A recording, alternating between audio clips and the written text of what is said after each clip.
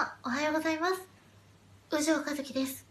私はツインテールがすごい好きでよくするんですけれども、ツインテールを結ぶ位置によってどれだけイメージが変わるかっていうものを検証してみたいと思います。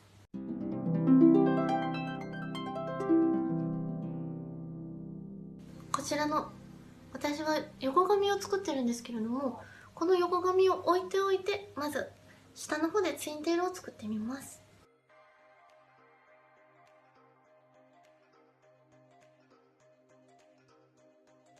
はい、下の方でツインテールを作ってみました。イメージ的にこういう感じですね。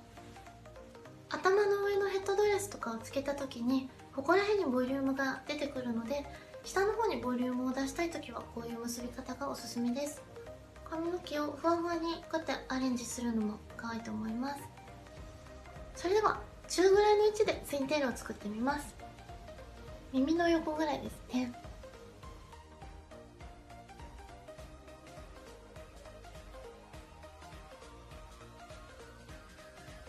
中ぐらいの位置でツインテールを作ってみました。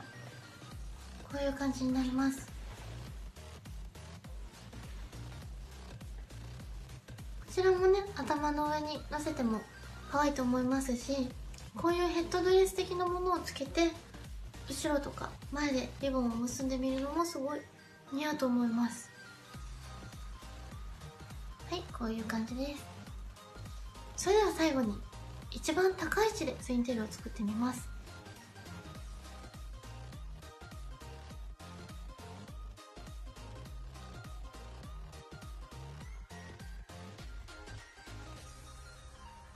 はい、今度は一番高い位置でツインテールを作ってみました。髪の毛のボリュームがすごい出ます。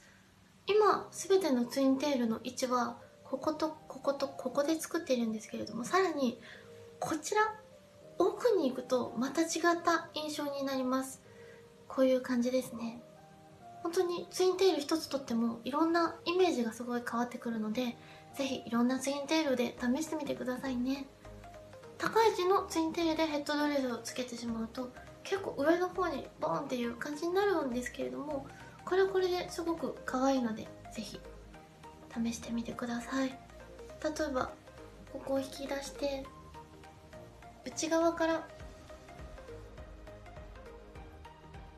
ここを髪の毛を出してきまして、ここをヘアピンで留めて、前回ご紹介したこういうふわふわのツインテールをこのアレンジから作るのもすごく可愛いのでおすすめです。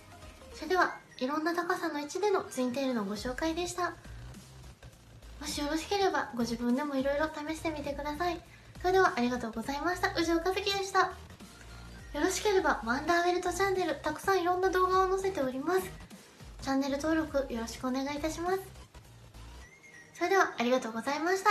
またね。